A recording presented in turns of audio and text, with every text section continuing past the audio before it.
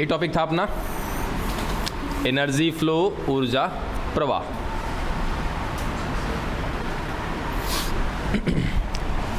कुछ सवाल दिया था आप लोगों को, कुछ तो सवाल था, और वो सवाल ये था कि भाई ऊपर से जो सूर्य का प्रकाश आ रहा है पृथ्वी तक लगभग 50% से भी कम पहुंचता है। ओवरऑल 46, 47, 48% के आस जो भी है डेटा, अभी मान लीजिए कुछ करेंट डेटा होगा तो होगा, ऐसे हम कह सकते हैं कि 50% से कम या तो लगभग 50% तक पृथ्वी पर पहुंचता है। चलो ठीक है, जितना सर पहुंचा उसका क्या हुआ। एक और आपको बताया था कि लगभग 2 से 10% जो है उत्पादक इस्तेमाल में ले लेते हैं। चलो ओवरऑल 10% भी कह दिया कि सर उत्पादक इस्तेमाल में ले लिए, बचा कितना 40%। उसका क्या हुआ, उस लाइट का क्या हुआ, परिवर्तित हो गई किसमें, सौर ऊर्जा। तो वो 2 से 10% वाला में ही काम खत्म हो जाएगा उसका। उत्पादक क्या कर रहे हो, तो सौर ऊर्जा को रासायनिक ऊर्जा में बदल रहे हैं। हाँ, हो सकता है कि हम लोग भी सौर ऊर्जा को रासायनिक ऊर्जा में बदल रहे हों, ऐसा नहीं होता। तो जो ऊर्जा परिवर्तन का जो हम जानते हैं कि सर ऊर्जा क्या होती है, परिवर्तित होती है या तो स्थानांतरित होती है। बताइए, सोलर प्लेट तो वो इस्तेमाल नहीं होता है उसका, उस लाइट का इस्तेमाल क्या हुआ, कुछ नहीं हुआ। वो लाइट केवल वहाँ से जा करके टकरा कर रिफ्लेक्ट हो जा रही है। अच्छा चलो कह भी दिया थोड़ा बहुत, चलो इस्तेमाल हो रहा है। हाँ, चेंज किया जाता है कि सनलाइट से सर इलेक्ट्रिसिटी बना लिया हमने, ठीक है। अब जाकर वहाँ पे बात करें तो ना के बराबर खर्च होता है, वहाँ पर ना के बराबर खर्च हो रहा है। खैर चलो वहाँ भी अगर थोड़ा बहुत खर्च दिखा दिया हमने, उसके अलावा जल चक्र, चलो कुछ जल चक्र में खर्च कर दिया, और विटामिन डी, चलो विटामिन डी में भी कुछ खर्च कर दिया, और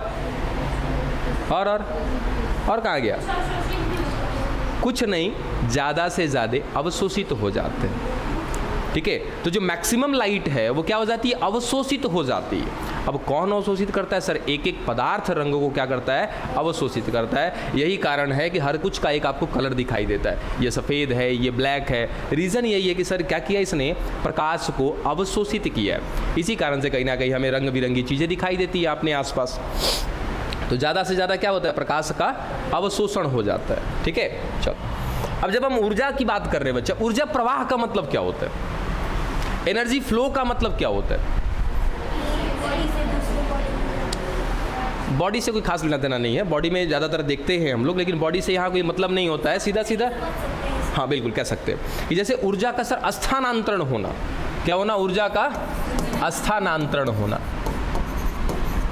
अब ये स्थानांतरण हो सकता है कि किसी माध्यम में हो, किसी एक जीव से दूसरे जीव में हो, कुछ भी हो सकता है। तो वहाँ पे आप बता दीजिएगा कोई जीव है या क्या है। तो सीधा सीधा सर ऊर्जा का स्थानांतरण ही क्या कहलाता है, ऊर्जा का प्रवाह कहलाता है, ठीक है। अब यदि मैं कुछ पॉइंट बनाना चाहूँ तो सिंपल सा कि सर ऊर्जा का मुख्य स्रोत क्या है। हमारे पास ऊर्जा का मुख्य स्रोत क्या है, सूर्य है या सूर्य का प्रकाश। ये सूर्य का प्रकाश जो है हमारे लिए ऊर्जा का मुख्य स्रोत है। अब इस सूर्य के प्रकाश का होता क्या है, तो जितने भी पादप हैं, या पादप से बेहतर है क्या कहना, उत्पादक, वो उत्पादक क्या करते हैं कि सर इस सूर्य के प्रकाश को, अगर मैं कहना चाहूँ तो क्या है सर, ये प्रकाशीय ऊर्जा है एक प्रकार की। तो इस प्रकाशीय ऊर्जा को जो उत्पादक होते हैं वो उत्पादक किस में बदलते हैं, रासायनिक ऊर्जा में बदलते हैं। और ये रासायनिक ऊर्जा उनके शरीर में चल रही उपापचय क्रियाओं को नियंत्रित करती है। ऐसा भी कह सकते हैं कि सर अगर ऊर्जा उसके बॉडी में मिल रही है तो उस ऊर्जा के वजह से उस जीव के अंदर क्या चल रही है, उपापचय क्रियाएं चल रही है, उसकी वृद्धि हो रही है, वो गति कर रहा है या कोई भी कार्य कर पा रहा है। अगर हम लोग कुछ काम कर पा रहे, कैसे काम कर पा रहे सर, हमारे अंदर क्या है, रासायनिक ऊर्जा है, ठीक है। अब ये रासायनिक ऊर्जा कैसे आई है सर, जिस विधि से आई है उसी को क्या कहते हैं हम लोग, ऊर्जा प्रवाह कहते हैं या ऊर्जा का स्थानांतरण कहते हैं। ये होता कैसे, तो सर ये सूर्य का प्रकाश था, अभी कुछ देर पहले तक को किस रूप में था, ये प्रकाशीय ऊर्जा के रूप में था, ये चला गया किसमें, उत्पादकों में, पेड़ पौधों में, पादपों में, बदल गया किसमें, रासायनिक ऊर्जा में। उसके बाद इस रासायनिक ऊर्जा को या फिर इस उत्पादक को खाने वाले कौन, जंतु, फिर ये रासायनिक ऊर्जा किसमें चला आया, जंतु में चला आया। तो ये क्या हो रहा है, ऊर्जा का स्थानांतरण ही तो हो रहा है ना, ठीक है। उसके बाद अगर हम कल की बात रिपीट तो नहीं करेंगे, बता दिया था आपको कि जो आपका सूर्य का प्रकाश होता है, इस सूर्य के प्रकाश में मुख्यतः कितनी किरणें होती है सर, 7 प्रकार की किरणें होती हैं, जिसमें से मुख्य रूप से जो पृथ्वी तक पहुंचती हैं वो कौन कौन पहुंचती हैं, यूवी पहुंचती है। उसके बाद विजिबल, जिसको दृश्य या दैव्य जो भी बोलते हैं, ठीक है, और उसके बाद IR। ये 3 किरणें ऐसी हैं जो पृथ्वी तक पहुंचती हैं, और इन तीनों में से तीनों का अपना अपना मुख्य रोल है। यूवी लाइट का भी कुछ हद तक रोल है, बाकी विजिबल लाइट तो सबसे ज़्यादा होती है, जिस कारण से हम किसी को क्या कर पा रहे हैं, देख पा रहे हैं, ठीक है। उसके बाद IR, इसका भी कहीं ना कहीं थोड़ा बहुत प्रकाश संश्लेषण में उपयोग है। कुल मिला जुला करके तीनों का इस्तेमाल कहाँ किया जाता है, हमारे उत्पादकों के द्वारा किया जाता है, ठीक है। उसके बाद कुछ बिंदु आपको बताया था, वो बिंदु आप याद रख लीजिएगा कि जो सूर्य का प्रकाश होता है लगभग उसका 50% से कम कहाँ पर पहुंचता है, हमारे पृथ्वी पर पहुंचता है। और ये पृथ्वी पर जो 50% से कम आया है, उत्पादकों के द्वारा कितना इस्तेमाल में लिया जाता है, 2 से 10% उत्पादकों के द्वारा लिया जाता है इस्तेमाल में। शेष जो बच जाता है वो हमारा वातावरण क्या करता है, इनका अवशोषण कर लेता है। बोलो बात यहाँ तक पल्ले पड़ी, कोई दिक्कत नहीं है, यहाँ तक सबको समझ में आ गई बात। चलो, इसके साथ साथ कल आपको 2 नियम बताया था कि वो दोनों नियम जरा एक बार देख लीजिएगा, समझ लीजिएगा। क्या था, उष्मागतिकी का नियम था, ठीक है, जिसको क्या बोलते हैं, थर्मोडायनेमिक्स का रूल बोलते हैं। थर्मोडायनेमिक्स का पहला नियम क्या है, फर्स्ट रूल,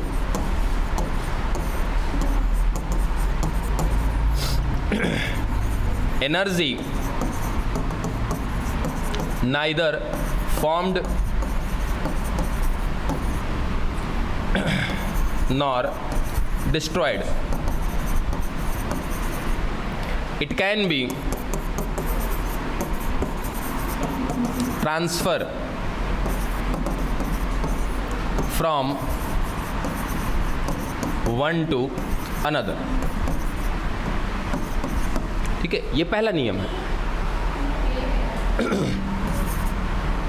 क्या कि सर ऊर्जा का ना तो निर्माण किया जा सकता है, ना ही उसको नष्ट किया जा सकता है, ना ही इसका निर्माण होगा ऊर्जा का, और ना ही ऊर्जा को नष्ट कर सकते हैं हम लोग। हम ऊर्जा को केवल एक से दूसरे में स्थानांतरित कर सकते हैं। सिंपल सा एग्जांपल देखो, यहीं पे था हमारे पास, अभी अभी हमने क्या किया था यहाँ पे, कि सर प्रकाशीय ऊर्जा थी, क्या हमने इसका निर्माण किया, क्या नहीं, हमने निर्माण तो नहीं किया। तो सर यहाँ जंतु तक कैसे पहुँच गया ऊर्जा, सर एक दूसरे से होता हुआ आया। इस प्रकाशीय ऊर्जा को बदला गया किसमें, रासायनिक ऊर्जा में, फिर वो रासायनिक ऊर्जा कहाँ आया सर, जंतुओं में। तो ये क्या करे, केवल इसका रूप बदला जा रहा है। ये डायरेक्टली, जैसे अगर मैं कहूँ कि अपने अंदर मैं ऊर्जा बना रहा हूँ, सर बना जरूर रहा हूँ, ठीक है, लेकिन वो ऊर्जा क्या मेरे अंदर स्वयं बन रही है क्या, प्रॉपर मेरे ही अंदर बन रही है क्या, नहीं सर। हमने जो भोजन पानी लिया था, उस भोजन में क्या था सर, रासायनिक ऊर्जा थी। उस रासायनिक ऊर्जा को हम बदल रहे हैं अपने अंदर, समझ में आया, हमारे अंदर डायरेक्टली बन नहीं रहा है। अब सिंपल सा लॉजिक क्या कि सर जैसे कोई भी चीज़ है, अब इंडिया में आपको दिख जाता है कि सर मोबाइल मिल रहा है, ठीक है, इंडिया में बन रहा है, नहीं, हाँ कुछ मोबाइल है चलो इंडिया में बन रहा है, तो वही एक अलग की बात है। लेकिन नॉर्मली अगर हम बात करें तो इंडिया में क्या होता है, मैन्युफैक्चर नहीं हो रहा है। तो क्या हो रहा है सर, यहाँ पे असेंबल हो रहा है, यानी कि अलग अलग पार्ट्स अलग अलग देशों से बन करके आ रहे हैं, यहाँ पर उन सबको क्या किया जाता है, अरेंज किया जाता है, उन सबको एक साथ जोड़ दिया जाता है, जोड़ करके तैयार कर दिया जाता है। बस वही कहानी हमारे अंदर है, या समस्त जीवों के अंदर है कि कोई बनाता नहीं है एनर्जी। जो एनर्जी हमारे पास नेचुरली अवेलेबल है, जो प्राकृतिक तौर पर मिल रही है, बस उसका केवल क्या करते हैं हम लोग, रूपांतरण करते हैं। और रूपांतरण करने के बाद क्या हो जाता है सर, एक से दूसरे में वो ट्रांसफर होता चला जाता है। ये पहला नियम था। दूसरा नियम क्या था इसका, सेकेंड रूल क्या है दूसरा नियम, कि एक से दूसरे में स्थानांतरण के दरमियान ये जो ऊर्जा है, इस ऊर्जा का मान कम होता है।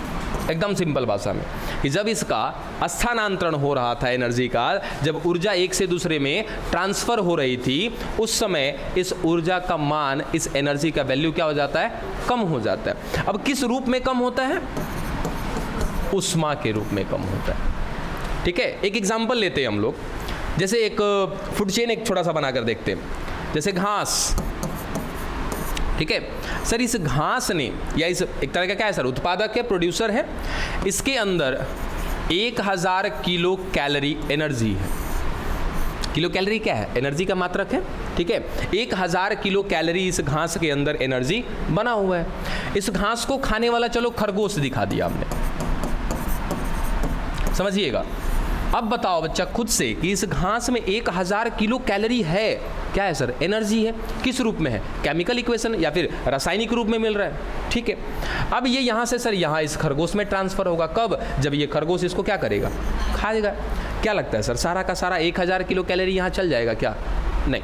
अब यहाँ पर एक तीसरा चीज़ आपने पढ़ा होगा, अगर पढ़ा है तो ठीक है, नहीं तो याद रखिएगा, ये चीज़ आएगा भी। इसको कहते हैं 10% का नियम, 10% ऑफ एनर्जी फ्लो। यानी कि जब ऊर्जा का प्रवाह होता है ना, जब एनर्जी एक से दूसरे में ट्रांसफर हो रही होती है, ओवरऑल 10% ही ट्रांसफर होता है, उससे ज़्यादा नहीं होगा। यानी कि अगर मैंने कहा इस घास में कितना बना, 1000 किलो कैलोरी, इस खरगोश में कितना जाएगा बच्चा, इस 1000 का 10% जाएगा। यानी कि सर 1 2 कितना पहुंचेगा, 100 किलो कैलोरी।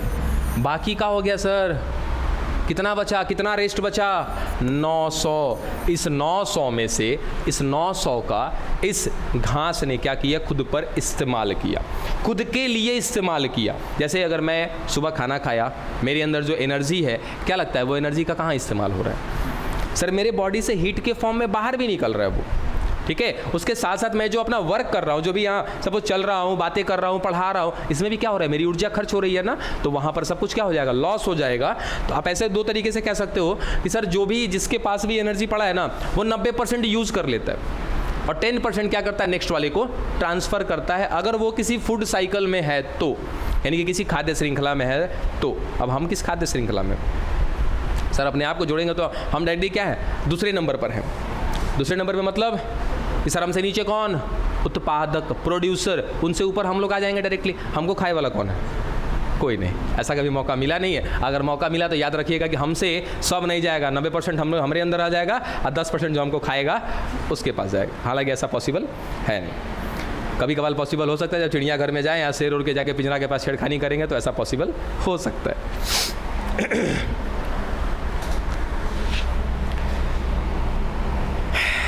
चलो ये बात याद रहेगा, दोनों चीज़ हो गया।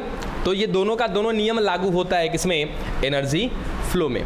3 चीज़ें याद रखिएगा एनर्जी फ्लो से रिलेटेड। पहला नियम याद था क्या आपका, कि सर ना तो एनर्जी को बना सकते हैं, ना ही एनर्जी को नष्ट कर सकते हैं, एनर्जी को केवल हम एक से दूसरे में ट्रांसफर कर सकते हैं। ठीक है, उसके बाद ये मुख्य स्रोत क्या था, सूर्य का प्रकाश। सूर्य के प्रकाश में लगभग 7 प्रकार की किरणें होती है, जिनमें से 3 प्रकार की किरणें हमारे पृथ्वी तक पहुंचती हैं। यूवी है, विजिबल है, IR है।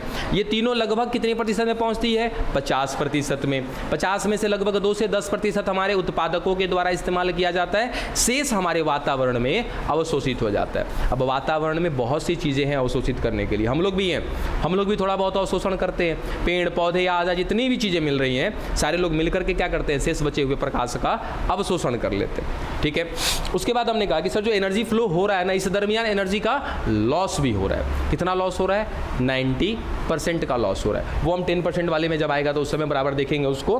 हाँ, ये पूछा जाता है कि जो एनर्जी का लॉस है वो किस रूप में हो रहा है, उष्मा के रूप में हो रहा होता है। क्योंकि भाई जो भी व्यक्ति है या जो भी जीव है वो अपने अंदर यदि कार्य करेगा तो क्या करेगा सर, एनर्जी का इस्तेमाल करेगा। एनर्जी का इस्तेमाल करेगा तो उसका बॉडी टेम्परेचर आउट करेगा, एनर्जी को खर्च करेगा। तो वहाँ पर एक चीज़ और बता देना कि श्वसन के दरमियान क्या होता है, खर्च होता है, यानी कि रिस्पायरेशन में खर्च होता है। कुछ रह गया क्या टॉपिक, जरा देखना। तो इसमें ऊर्जा प्रवाह में कोई और टॉपिक छूट रहा है क्या, देखता हूँ मैं भी, यानी तो फिर उसके बाद खाद्य जाल होगा।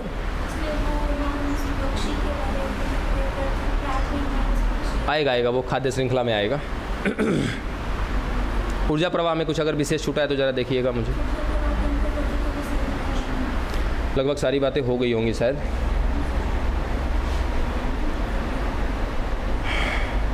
असल चीज़ है कि पढ़ियो के तो नहीं आता है सब, कि तुम लोग को ध्यान में रहेगा कि ना सर यही चीज़ छूटल है।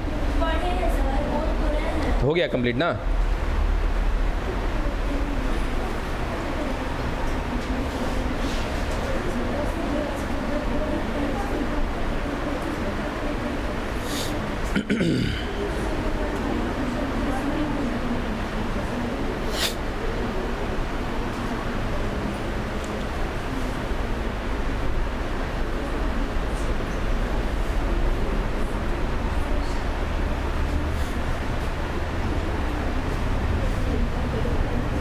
चलो एक पॉइंट खाली हमारे हिसाब से कम लग रहा है इसमें। चलो एक लास्ट पॉइंट इसमें, एनर्जी फ्लो में, कि जो एनर्जी का ट्रांसफ़र है ना, जो ये ऊर्जा प्रवाह हम देख रहे हैं, एनर्जी फ्लो जो देख रहे हैं, ये कैसा होता है? एकल दिशात्मक होता है। याद रखिए कैसा? एकल दिशात्मक, यानी कि यूनी डायरेक्शनल होता है ये।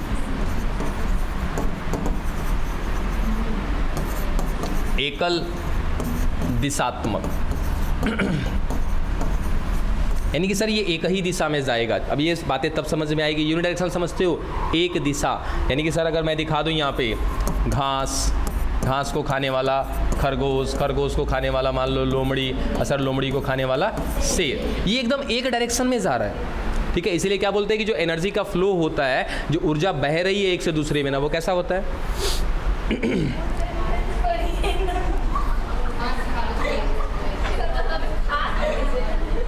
अरे ठीक है, मैंने शॉर्टकट में थोड़ा जल्दी खत्म करने के लिए लिखा है ऐसा। अच्छा हाई तो छोड़ो ना, अब हो गए खुश। संजोग हुआ कि कुछ ज़्यादा अटपटा नहीं बना है। ठीक है, चलो ये पॉइंट याद रखना कि जो एनर्जी फ्लो होता है वो कैसा होता है? यूनी डायरेक्शनल होता है। ये हुआ समझ में नहीं आ रहा, लग किसको रहा है?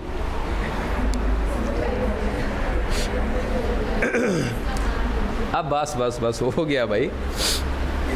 चलो अगला जो टॉपिक है हमारा वो क्या है? खाद्य श्रृंखला है, फूड चेन। फूड चेन का मतलब समझते हो? फूड चेन, खाद्य श्रृंखला, अगर आपसे कोई पूछे एक लाइन दो लाइन, क्या बनता है आपके दिमाग में?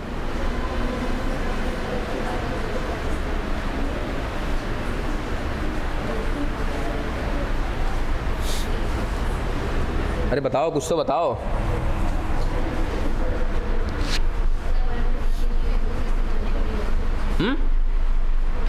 बोलबो ऐसा करिएगा कि सुनाई नहीं देगा। चलो देखो,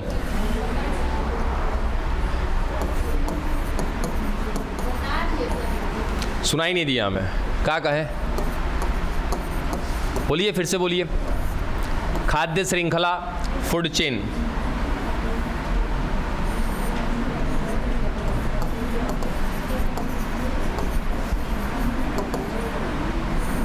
हाँ जी, कौन बता रहा, बताइए।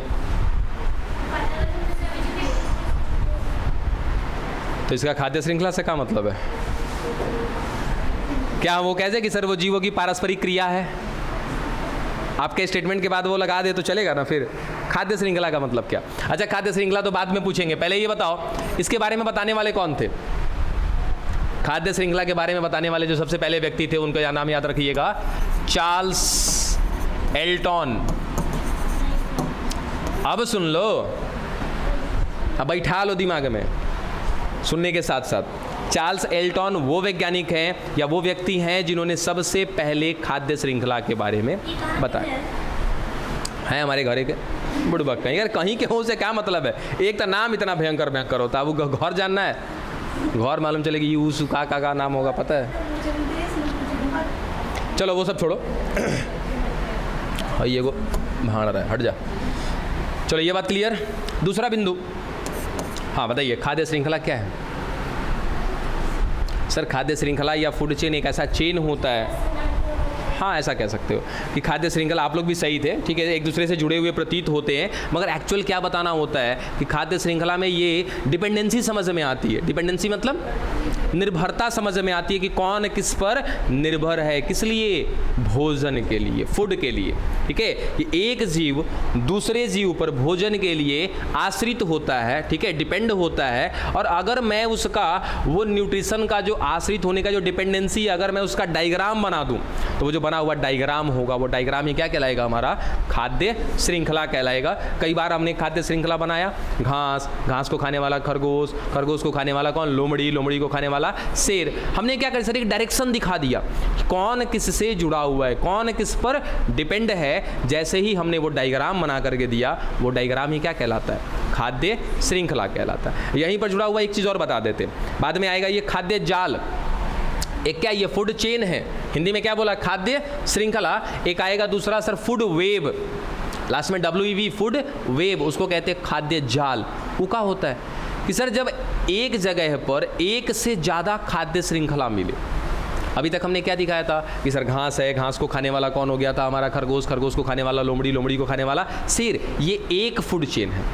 ऐसे ही मैं बहुत सारे फूड चेन को एक साथ जोड़ दूँ, जैसे सर घास, घास को खाने वाला कौन था, खरगोश, इसी घास को खाने वाला गाय भी है, इसी घास को खाने वाला टिड्डा भी है। अब क्या करें सर, मैंने बहुत सारे को एक साथ जोड़ दिया ना, ये जो बना हुआ स्ट्रक्चर दिखाई देगा, वो स्ट्रक्चर क्या कहलाएगा, आपका खाद्य जाल कहलाएगा। ठीक है, तो खाद्य जाल अभी आएगा, बाद में देखेंगे। चलो यहाँ पे पहला बिंदु क्लियर हुआ कि सर चार्ल्स एल्टन वो व्यक्ति हैं, बातें नहीं, चार्ल्स एल्टन वो व्यक्ति हैं जिन्होंने कहीं ना कहीं इसके बारे में बता दिया। दूसरा कि सर अगर मैं इसका डायग्राम बना दूं, ठीक है, किसका डायग्राम, एनर्जी फ्लो का, ऊर्जा के प्रवाह का, या तो कौन सा जीव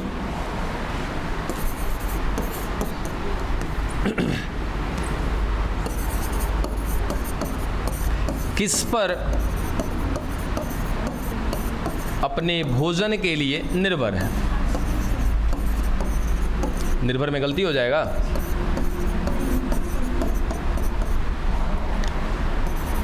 ठीक है। एक ऐसा डायग्राम बनाना जिसमें या तो एनर्जी फ्लो हम दिखा रहे हैं, या तो दूसरा चीज़ क्या कि सर कौन सा जीव अपने भोजन के लिए किस पर डिपेंड है, किस पर आश्रित है, या किस पर निर्भर है। अगर वो मेरा डायग्राम बन के आ गया तो वो डायग्राम क्या कहलाता है, हमारा खाद्य श्रृंखला होता है। ठीक है, अब इससे जुड़ी हुई एक एक बातें तनिक ध्यान से सुनते रहिएगा कि सर जो खाद्य श्रृंखला है ना, एक बना देते हैं यहाँ पे।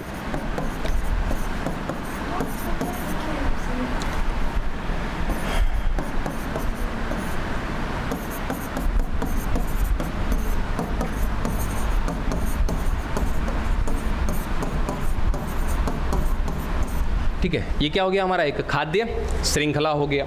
अब इस खाद्य श्रृंखला में ना तनिक ध्यान दीजिएगा,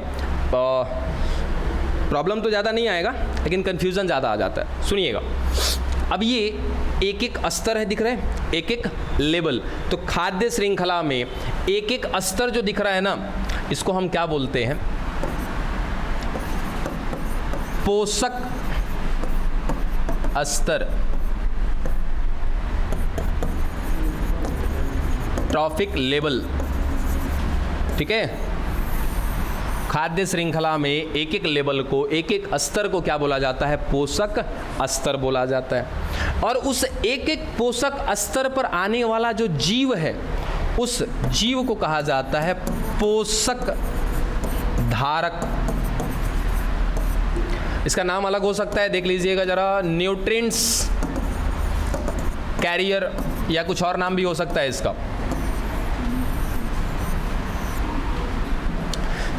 फिर वर्ड आराम से खोज लीजिएगा, हिंदी में तो ठीक है, पोषक धारक ही होता है। ठीक है, पहले तो ये समझिए कि पोषक स्तर का मतलब क्या हो गया कि सर अगर कोई खाद्य श्रृंखला है, उस खाद्य श्रृंखला में 4 लोग जुड़े हुए हैं, तो 4 स्तर में दिख रहे हैं, वो 4 लेवल पर दिख रहे हैं। एक एक लेवल को नाम देते हैं क्या हम लोग, पोषक स्तर। और प्रत्येक पोषक स्तर पर मिलने वाला जो जीव होता है, वो जीव क्या कहलाता है, पोषक धारक कहलाता है। ठीक है, जिसको शॉर्टकट में हम लोग कुछ ऐसे लिखते हैं, T1, T2, T3, T4। तो ये जो T1, T2 दिखा रहा है ना, ये क्या दिखा रहा है सर, पोषक स्तर को दिखा रहा है। यहीं से एक चीज़ और नोट करके दिमाग में रख लीजिएगा कि वैज्ञानिकों के द्वारा जब चेक किया गया, जब बहुत ज़्यादा स्टडी किया गया, देखा गया, तो क्या देखा गया, किसकी आवाज़ आ रही है जी, ये तो पसंद नहीं है हमें, कैसे भूल जाते हैं। चलो गलती से ही होती है, नेक्स्ट टाइम से गलती से ना हो तो ज़्यादा बेहतर होगा। चलिए बात नहीं, देखिए इधर भुलवा दिया हमको। एक चीज याद रखिए,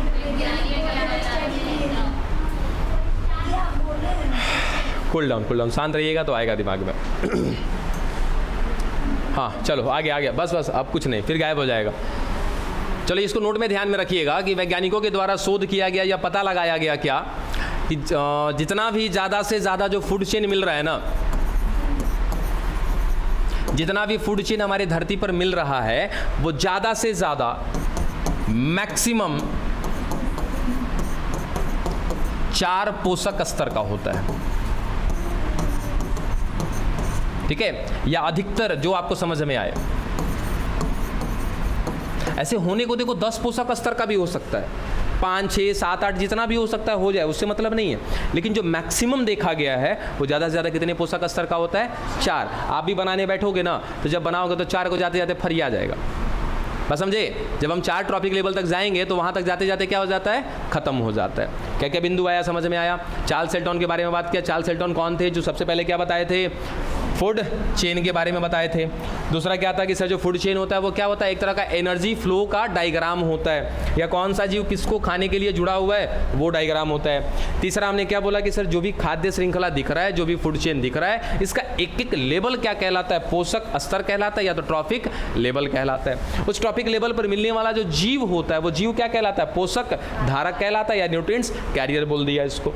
उसके बाद कि ज़्यादा से ज़्यादा जितने भी फूड चेन हमारे पास अवेलेबल है पूरे all over in the world, उसमें ज़्यादा से ज़्यादा कितना ट्रॉफिक लेवल हो सकता है? 4। मैक्सिमम भी और भी हो सकता है, लेकिन अगर औसतन निकाल के देखें तो जितने होंगे सबसे ज़्यादा कितना देखा जाएगा? 4 पोषक स्तर ही देखा जाएगा। एक और पॉइंट याद रखिएगा इसको भी नोट में कि फूड चेन में, खाद्य श्रृंखला में अपघटक को शामिल नहीं करते हैं। अपघटक यानी कि डिकम्पोजर,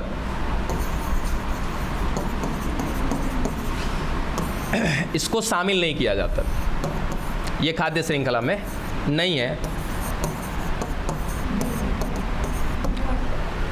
क्यों? खाद्य श्रृंखला में नहीं आता है ये।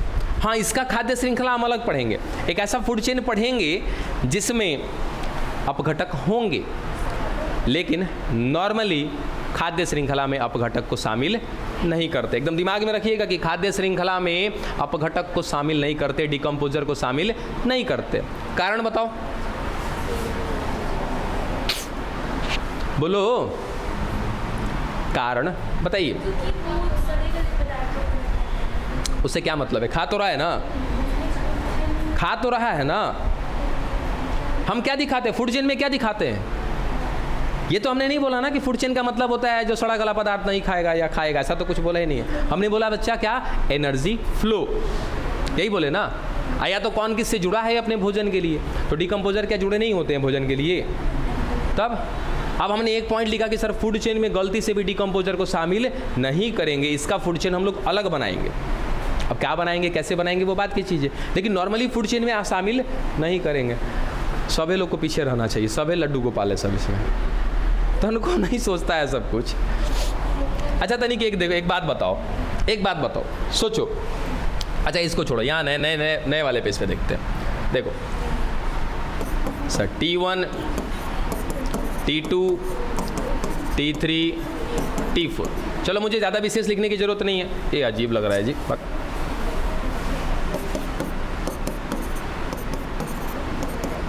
चलो ठीक है, तो T1, T2, T3, T4। चल अब ये बताओ कि सर अगर मैं T1 पे, तो जाहिर सी बात है कि हमेशा कौन आएंगे बाबू? उत्पादक आएंगे। T1 पे तो कोई नहीं आ सकता, उत्पादक से पहले कोई नहीं आ सकता। जब भी आएगा T1 पे कौन आएगा? प्रोड्यूसर ही आएगा, उत्पादक ही आएगा, वहाँ पर दूसरा कोई नहीं आ सकता। अब सोचो कि अगर मैं डिकम्पोजर को T2 पे रखूँ तो जाहिर सी बात है कि अगर पेड़ पौधा है वो मरेगा, उसको क्या करेगा? सड़ा गला के खत्म कर देगा। यानी कि मैं डिकम्पोजर को T2 पे रख सकता हूँ, हाँ या ना? कंफ्यूजन है सर? रख सकते हैं, आसानी से रख सकते हैं। अभी तो पढ़ा था ना जी अपरद में क्या होता है? मृत पदार्थ किसका? पादप का, जंतु का। पेड़ पौधा है, उत्पादक है, मरेगा तो इसका डिकम्पोजिशन नहीं होगा ना। तब T2 पे रख सकते हैं, रख सकते हैं, ठीक है। T3 पे रख सकते हैं क्या? T4 पे सर ये वैसा अपवाद है कि इसको कॉनोट्रॉफिक लेवल पे रखेंगे, ये रखा जाएगा। किसी भी पोषक स्तर पे रखेंगे, ये रखा जाएगा। देखो यहाँ पे सर घास के बाद अगर खरगोश के लेवल पे रखेंगे, अगर हम लोग इस खरगोश नहीं है, यहाँ पे क्या रख दिया हमने, इसको रखा, अपघटक को रखा, डिकम्पोजर को रखा, सर वो घास को गला के खत्म कर देगा। चलो अगर तीसरे पे रखें, खरगोश सर नीचे है, खरगोश को भी खा पी के खत्म कर देगा, सड़ा गला कर। चलो ऊपर रख देते सर, लोमड़ी को भी खा पी के खत्म कर देगा। यानी कि वो अपघटक जो है, डिकम्पोजर जो है, एक ऐसा आपका ऑर्गेनिज्म, एक ऐसा जीव हो गया जो किसी भी पोषक स्तर पर रखा जा सकता है। इसीलिए सामान्य खाद्य श्रृंखला में, सामान्य फूड चेन में क्या नहीं करते हम लोग, डिकम्पोजर को, अपघटक को शामिल नहीं करते। बात समझ में आया? ये मुख्य कारण था। क्या नहीं समझ में आया? तर्क ही तो बता रहे हैं ना कि हर एक ट्रॉफिक लेवल में ये रह सकता है। अच्छा एक बात बताओ, अच्छा तुम्हारा तर्क यहीं पे, तुम्हारा तर्क यहीं पे है। लो ये भाई साहब को यहाँ से हटा देते हैं, इसको भी हटाते हैं, इसको यहाँ पे खरगोश कर देते हैं, यहाँ पे लोमड़ी कर देते हैं। बोलो कितना अच्छा लग रहा है ना? सारा तर्क तुम्हारा यहीं पे है। देखो घास को लोमड़ी खाएगा ना? नहीं खा सकता है सर। कैसे खाएगा? ये इस लेवल का है ही नहीं। बात समझ में आया? ये इस लेवल पे नहीं आ सकता है। लोमड़ी को खरगोश भी खा सकता है? नहीं खाएगा सर। कैसे खाएगा? क्योंकि जब भी आएगा, ये आएगा T2 के लेवल पे और ये जाएगा T3 के लेवल पे। यानी कि जो जिस लेवल पर है उसी लेवल पर रहे। बात समझ में आई? लेकिन अपघटक, डिकम्पोजर, उसको ससुरा को कौनों लेवल पे रख दो, खाली प्रोड्यूसर को हटा करके, प्रोड्यूसर का लेवल छोड़ दिया जाए, उसको किसी भी लेवल पर रखेंगे वो रह जाएगा। इसी कारण से हम लोग क्या नहीं करते हैं, अपघटक को किसी सामान्य खाद्य श्रृंखला में शामिल नहीं करते। अब पल्ले पड़ा आपका तर्क। मैं सोच रहा था कि अंत में मुझे यहीं पर आके समझाना पड़ेगा।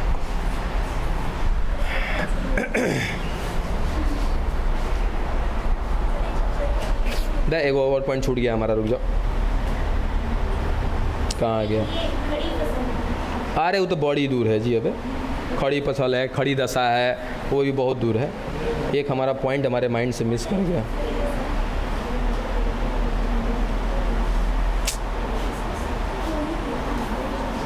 हाँ याद आ गया। चल वो एनर्जी फ्लो में ही छूटा हुआ है। एनर्जी फ्लो वाले में था, मैं यहीं पे लिख देता हूँ, उसको ध्यान में रखिएगा। जो हम लोग एनर्जी फ्लो देखे हैं ना, अभी दिमाग में आया तो उसको बता दे रहे। एनर्जी फ्लो वाले में है, हालांकि जानते सभी लोग हो, बस खाली सुनो इसको। प्रत्येक जीव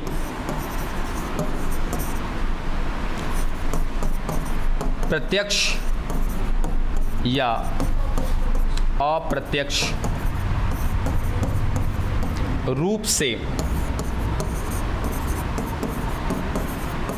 उत्पादक पर निर्भर होता। वही तो मैं कह रहा हूँ कि आपको पता है, बस खाली जहाँ पर आप ना एनर्जी फ्लो वाला बनाओगे उसके पॉइंट में ये पॉइंट जरूर वहाँ जोड़ लीजिएगा कि निर्भर होते हैं। ये पता सभी को है, बस ये पॉइंट जोड़िएगा जरूर कि जितने भी हमारे पास ऑर्गेनिज्म मिल रहे हैं, ठीक है, वो या तो डायरेक्टली या तो इनडायरेक्टली किस पर डिपेंडेंट हैं? प्रोड्यूसर पर डिपेंडेंट है। बात समझ में आया? जैसे sir T1, T2, T3, T4। T1 पर कौन था सर? प्रोड्यूसर थे हमारे, ठीक है। यहाँ पे कौन था? खरगोश, लोमड़ी, शेर, ठीक है। अब सोचो कि सर प्रोड्यूसर तो ये है, प्रोड्यूसर पे डायरेक्टली डिपेंडेंट है कौन? T2। अब ये देखो सर T3, T4 क्या T1 पर डिपेंड है क्या डायरेक्टली रूप से? नहीं सर, इनडायरेक्टली डिपेंडेंट है। यानी कि सर घास पर ये कौन था सर? शेर था। सर शेर जो है उस घास पर डायरेक्टली डिपेंडेंट तो नहीं है, लेकिन घास का एनर्जी खरगोश में गया, खरगोश से वो एनर्जी कहाँ गया? लोमड़ी में गया, लोमड़ी से वो एनर्जी शेर तक पहुँचा। सर एनर्जी पहुँचा जरूर है, लेकिन डायरेक्ट ना पहुँच के कैसे पहुँचा है? इनडायरेक्ट पहुँचा। वही लाइन यहाँ पर है कि प्रत्येक जीव, समस्त प्राणी दुनिया में जितने भी हैं, क्या लगता है कि हम लोग हर चीज़ों के लिए पादप पर डायरेक्टली निर्भर हैं? नहीं। जैसे सपोज चीनी हम लोग खा रहे हैं, गुड़ खा रहे हैं, क्या डायरेक्टली हम तक आ रहा है क्या? नहीं सर, वो तो गन्ने के रूप में था, हम किस रूप में ले रहे हैं? गुड़ के रूप में ले रहे हैं या चीनी के रूप में ले रहे हैं, वो डायरेक्ट फॉर्म उसका नहीं है। तो या तो प्रत्येक जीव की बात कर लो कि कोई भी जीव या तो डायरेक्टली या तो इनडायरेक्टली किसी ना किसी तरीके से उत्पादक से जुड़े होते हैं। अब आगे चलो, एक फूड चेन बनाते हैं हम लोग।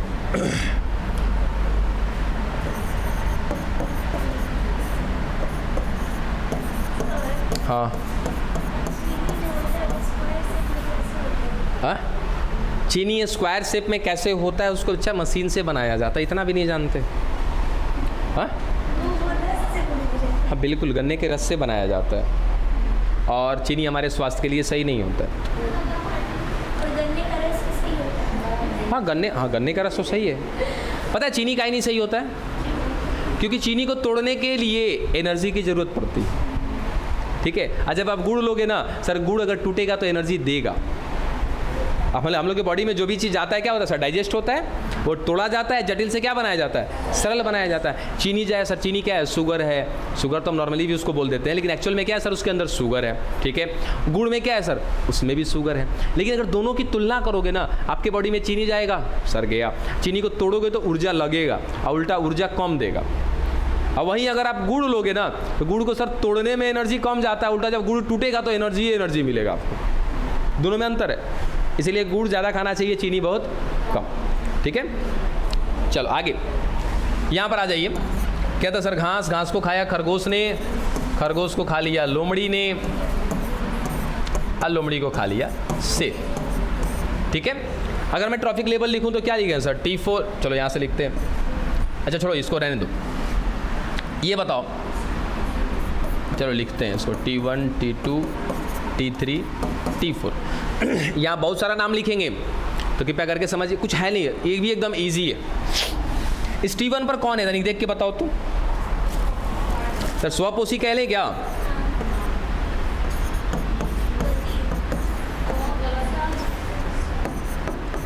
ठीक है, या तो क्या कहें इसको हम लोग, उत्पादक कह लें।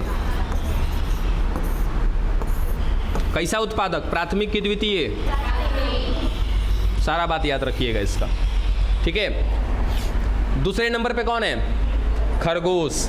अब तनिक मुझे ये बताओ सर, ये जो T2 है शाकाहारी है कि मांसाहारी है? शाकाहारी है। अब तनिक कोई भी फूड चेन अपने दिमाग में सोच के देखो, कोई भी फूड चेन जल्दी सोचो। हाई वाला मत सोचना, खरगोश लोमड़ी शेर वाला मत सोचना, कोई अपना सोचो। और उसका T2 तनी मांसाहारी दिखाओ तो। जब होगा तो शाकाहारी होगा। एक नोट पॉइंट याद रखना हमेशा, क्योंकि कई दफ़ा पूछ दिया गया, कन्फ्यूजन में लोग गलती मार देते हैं। ठीक है, कि दूसरे पोषक स्तर पर आने वाला जीव कैसा होता है, शाकाहारी होता है कि मांसाहारी होता है? बेझिझक मारिएगा क्या, शाकाहारी। क्योंकि कैसों फूड चेन बना लोगे, अरे उत्पादक को कौन खाएगा?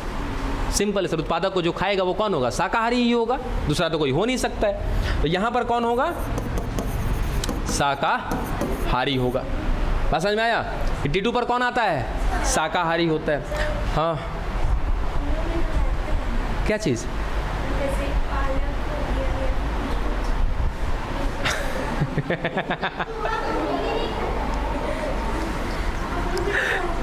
हाँ बिल्कुल खाते हैं।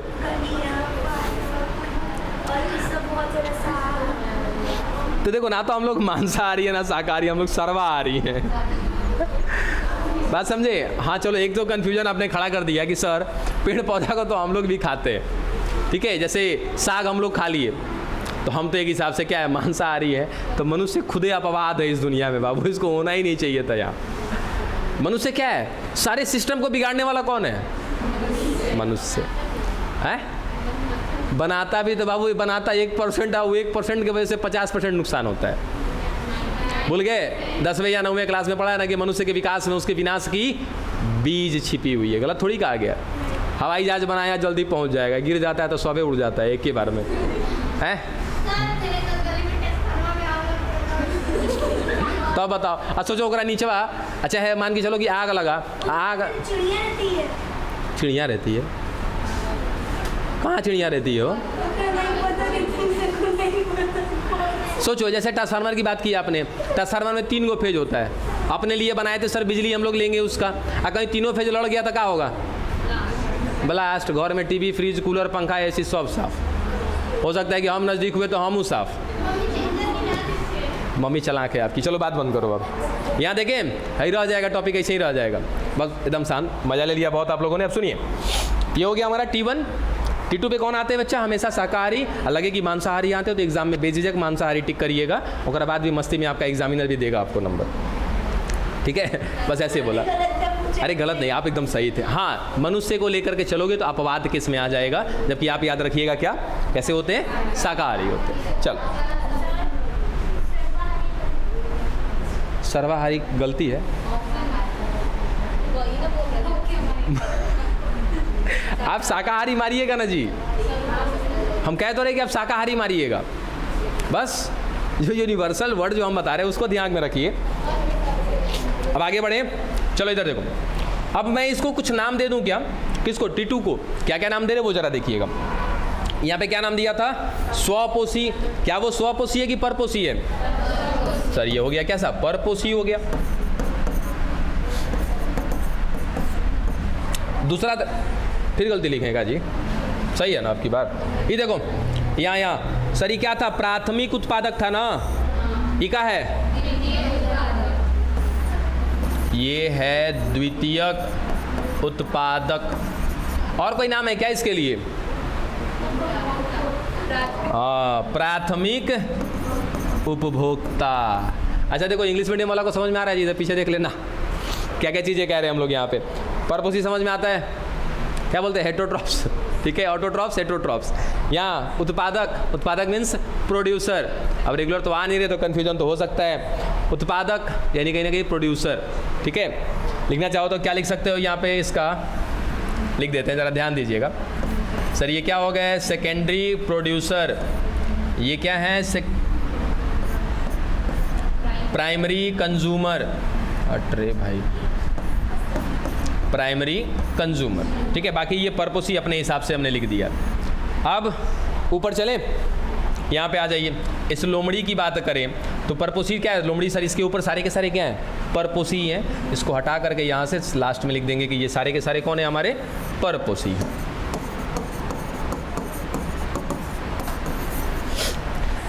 चलो इधर देखो जरा,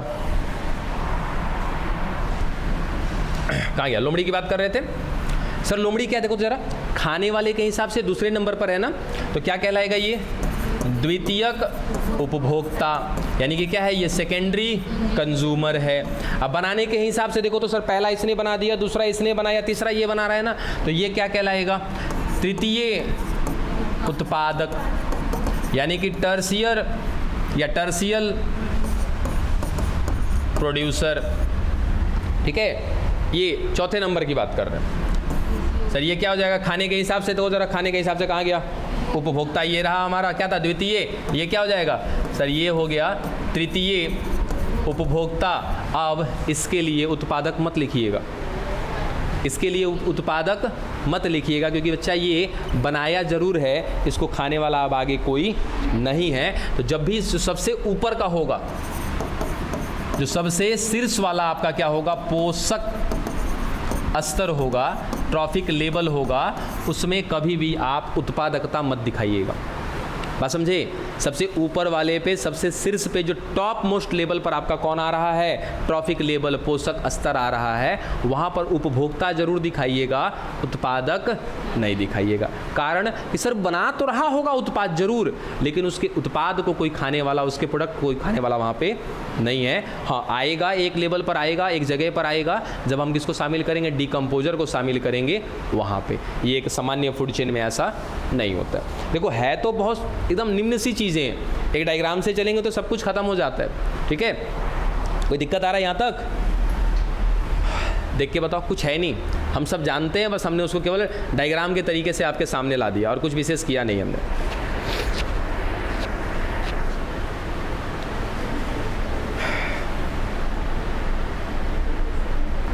बोलो ठीक है। अभी एक सवाल का जवाब दो हमारा, आगे बढ़े। एक सवाल,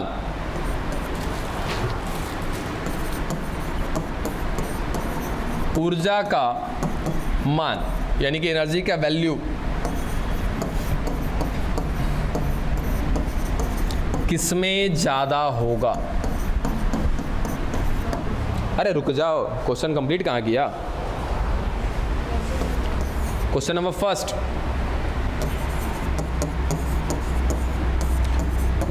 छोटी खाद्य श्रृंखला में और बड़ी खाद्य श्रृंखला में। बताइए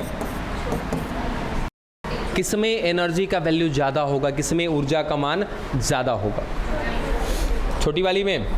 सर छोटी वाले में ऊर्जा का मान ज़्यादा होगा, बड़ी वाले में ऊर्जा का मान कम होगा। कोई ऐसा है जिसको ये लाइन समझ में नहीं आया? ईमानदारी से हाथ खड़ा करिए।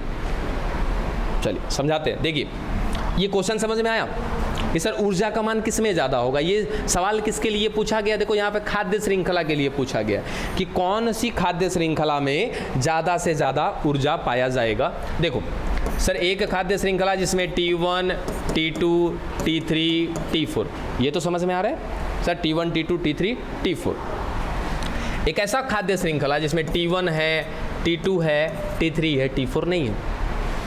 ठीक है, वो क्या हो गया सर? एक छोटा खाद्य श्रृंखला हो गया। एग्जाम्पल के तौर पे यहाँ नॉर्मली हमने क्या क्या लिया था? घास, फिर खरगोश। लिख दें पूरा ना, तब फिर बवाल करेगा सर।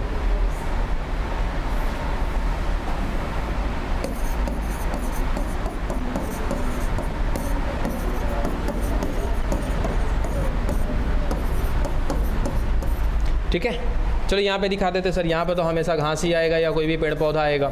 अब घास को चलो खा गया कौन? हिरन। हिरन को खा गया से। चलो हिरन खाती है ना घास को, ठीक है।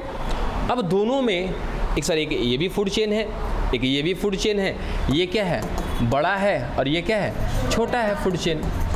दोनों की तुलना करें कि सर 1000 किलो कैलोरी दोनों में बना है। इस घास में भी है 1000 किलो कैलोरी और यहाँ भी है 1000 किलो कैलोरी। और अभी बताया था मैंने 10% का नियम कि जब भी एनर्जी एक से दूसरे में जाएगा तो जब भी जाएगा तो कितना जाएगा? 10% ही जाएगा, उससे ज़्यादा नहीं जाएगा। 100 का 1000 का 10% कितना होगा? 100। यानी कि सर इस घास में 1000 किलो कैलोरी था तो हिरन में कितना गया होगा? 100 किलो कैलोरी गया होगा। ठीक है, इस हिरन से शेर में कितना गया होगा? सर 10 गया होगा, यानी कि यहाँ पे 10 किलो कैलोरी। ठीक है, यहाँ देखो जरा, यहाँ पे तुलना करो सर। 1000 घास में है तो घास से ऊपर कितना जाएगा? खरगोश में 100 जाएगा सर, यहाँ पे 100 किलो कैलोरी गया। यहाँ से लोमड़ी में कितना जाएगा? 10 किलो कैलोरी। शेर में कितना जाएगा? 1 किलो कैलोरी। अब बताओ ऊर्जा का मान कम हो गया कि नहीं हो गया? ठीक है, तो अगर खाद्य श्रृंखला बड़ा रहेगा, फूड चेन अगर आपका बड़ा रहेगा तो वहाँ पर कहीं ना कहीं एनर्जी का वैल्यू क्या होगा? कम होगा।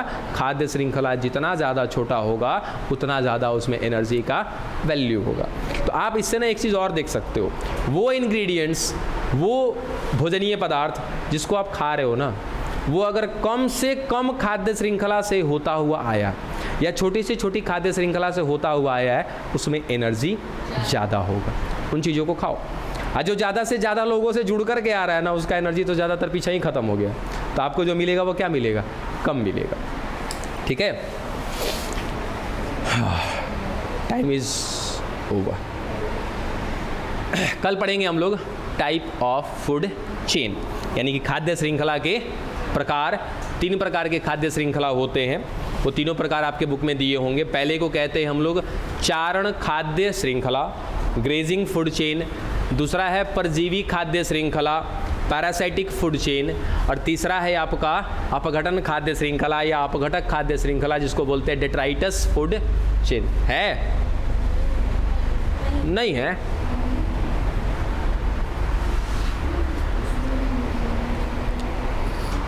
अच्छा नहीं है तो खुद से हमने हिंट किया ना, उसको पढ़ना। 3 प्रकार का खाद्य श्रृंखला,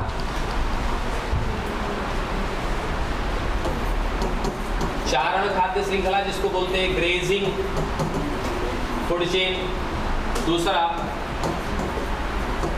परजीवी खाद्य श्रृंखला, पैरासाइटिक फूड चेन।